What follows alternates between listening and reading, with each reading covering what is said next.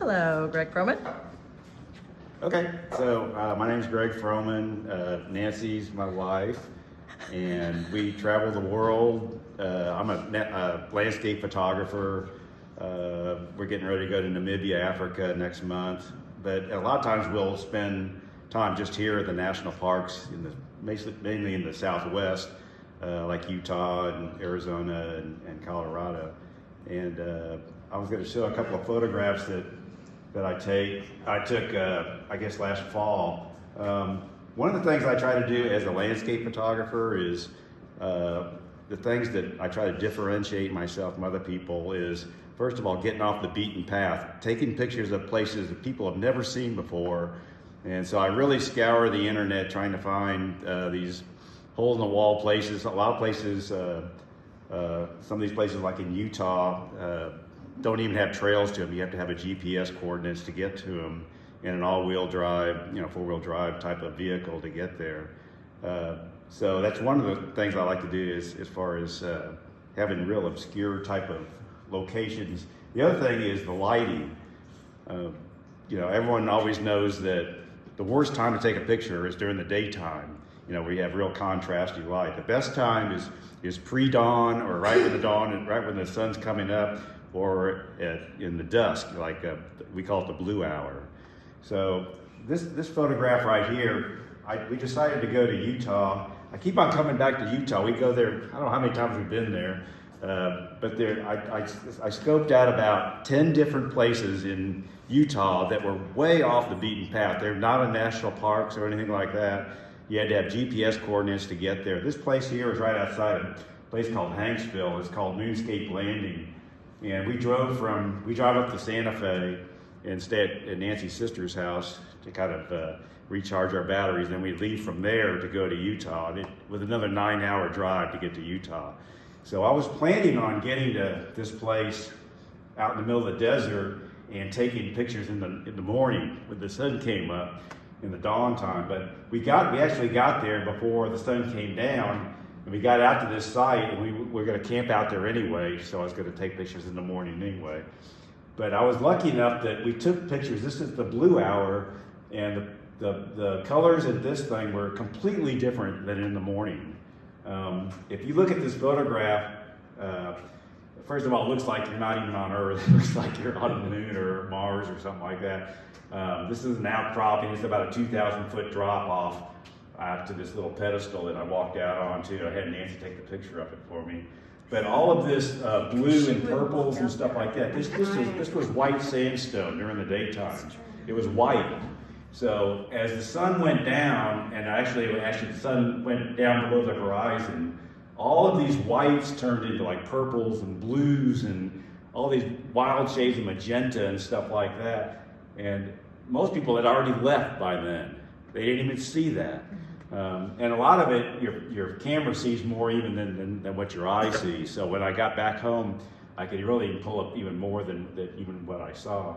But I was going to have Nancy walk out on this little perch, and she would not stand up out here because it's like I said, it's like you get a little bit of vertigo when you're standing up there. It's about, like I said, about a 2,000-foot drop off. Out there and it's about like this square right here that you're standing on. So you do get a little vertigo when you're doing it. The wind was blowing. So I set up the tripod with my camera. I got a medium format camera. And I said, okay, you stand here, put your finger on the button. I'm going to walk out there. I'm going to have a little LED light because the sun had already gone down. It started to get pretty dark out. And I wanted to make sure I was illuminated enough to light this area right here. And I said, when I say start taking pictures, start taking pictures. So she took about 4 or 5 of them like that. That's what we did.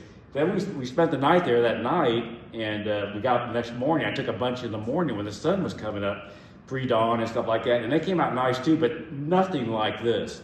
So if we hadn't gotten there the day before, in the afternoon like this at the blue hour, I would have never gotten this photograph. So sometimes all those preconceived ideas or pre-planned ideas where you think you're going to get the best shot, it's best to go ahead and take a bunch of them, in different times of the day and stuff like that. You use a tripod or just? Yeah, this is a tripod on this. But all the time? No, a lot of times I don't. One thing good about a lot of the new generation cameras is A lot of them have things.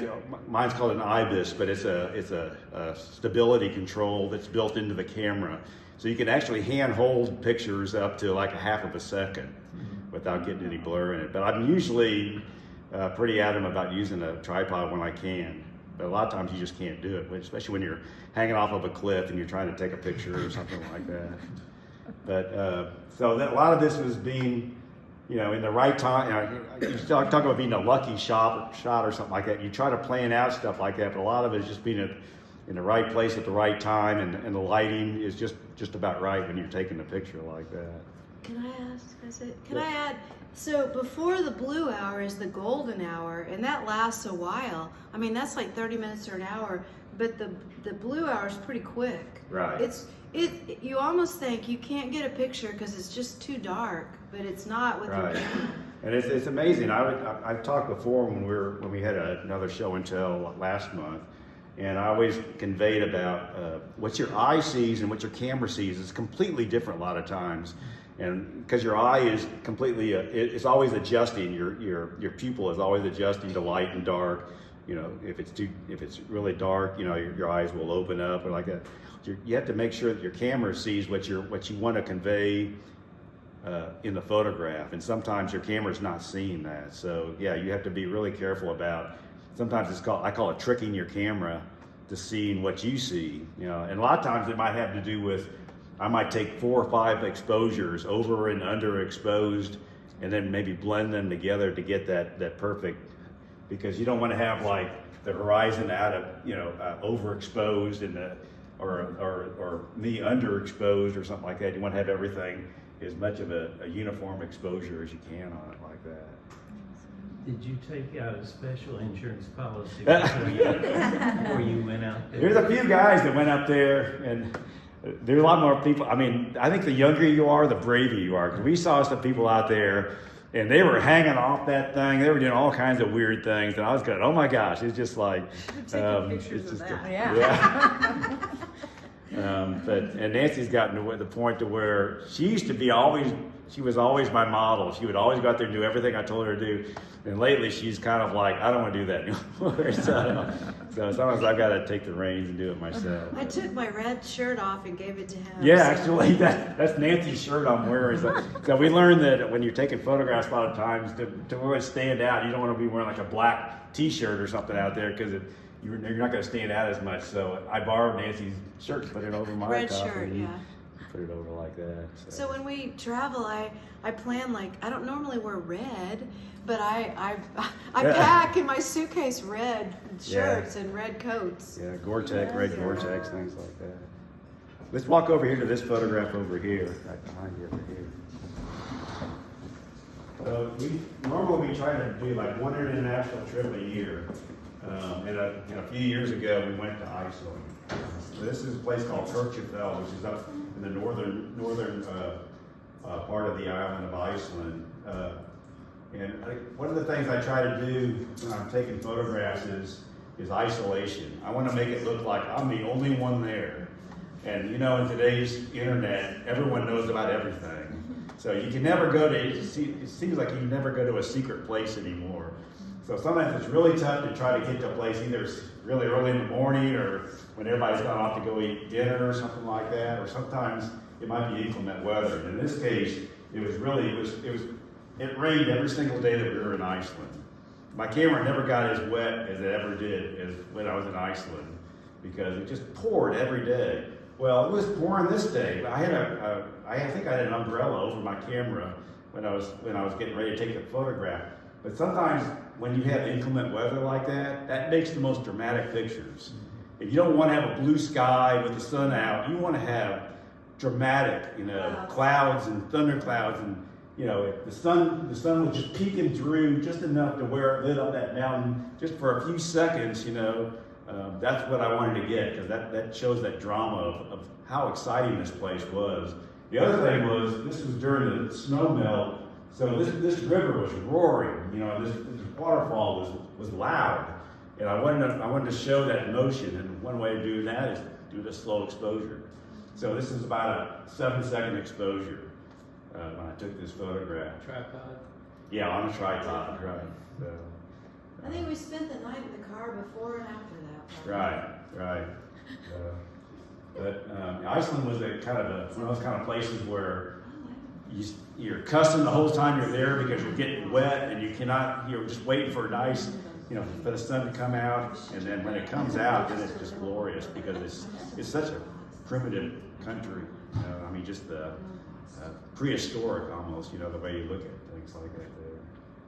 The other thing I was thinking about this photograph was when if you're not a photographer, a lot of times I notice that a lot of people take pictures and they'll get way back to take a photograph, and a lot of this stuff in the foreground and a lot of stuff on the side and stuff, it's just wasted. You're not seeing exactly, your eye is seeing what you want to see, but your camera is taking this picture that's way too much information. So one of the things I'm pretty good at is on composition is cropping. So I cropped this thing as tight as I could here, enough to get the slope of this of the landscape right here that I wanted to convey. I wanted to make sure this was all super sharp, all the grass and stuff here. But I didn't want to have a whole bunch of grass in front of it right here, because the idea is you're looking at this part right here in the mountain. You don't want to see a bunch of grass in front of you with 5 feet of grass in front of you or something like that. So it's real important in composition to make sure, at least if you hadn't taken the picture that way, when you decide to print it and stuff like that, crop it enough to where you just want to show exactly what you wanted to convey and nothing else like that. So you cropped it after you took that? Yeah, I cropped it because actually this photograph right here is 4 photographs. This thing was so expansive, the panorama of this thing is, on my medium format camera, this is 1, 2, 3, this is 4 photographs that I stitched together in Photoshop to make it, because my eye was seeing it like this, but my camera was seeing it like this. So I wanted to make sure that, what I was seeing, and a lot of people know on your phone, you have a panorama thing on your phone. So you can take a picture and you can go like, and take a picture like that. It's basically you're doing the same thing. You're taking a bunch of series of photographs and you're stretching it out so you can see what your eye is seeing in peripheral like that at the same time. Anyway, that's just a couple of photographs I wanted to show. Yeah. I don't know if everybody knows what medium you're using there, like what you're printing on there. Well, this is called an acrylic print. So I used to just print everything on it, like an inkjet print, and then you put glass on it and you'd mat it and put it in a frame. That's the conventional way of doing it. Well, now you can do either metal or you can do acrylic. Both of these are acrylic. So it's basically like plexiglass. It's like a thick piece of plexiglass, and the print is on the back of it, and you're actually looking through the plexiglass, so it actually looks like you're kind of looking through a window or something. It gives a real super saturated kind of look, real contrasty. And the best thing I like about it is you don't have to pay for the frame and the glass and everything else like that. It can get really expensive to do it that way. Who does it for you? What's that? Do you do it yourself? No, I send off to a bunch of custom labs that do it. But acrylic is a really big thing right now. So acrylic and metal too. Metal is the same. You can get the same kind of saturation like that. It's just real thin. It's printed on a piece of thin aluminum. So this gives you a little bit of depth on the edge. If you walk around to the side, you can see the thickness of it like that. So it makes it shine. Yeah, it's a little bit more fragile. You have to be careful, that you don't chip it or anything like that, or drop it or anything like that. My great grandma had things that looked like this acrylic, but it was enamel. Oh yeah. There's a bunch of different ways that they do prints and stuff like that now, whatever. But none of them are cheap, So, but yeah. Anyway, it's our next trip coming up is Namibia, so we'll see if we get some good photographs from that. We're going with a world-class photographer. His name is Schneider. He's German, and he's only taken 6 people in the world to go on this trip with us, and we're 2 of the 6 people. So, I hope he speaks English, Greg. yeah, I hope he understands his English. How's that? Back up. Yeah. But we'll learn. When I get back, hopefully we'll have some great pictures and some great stories to talk about that too. That's it. I won't show anything else.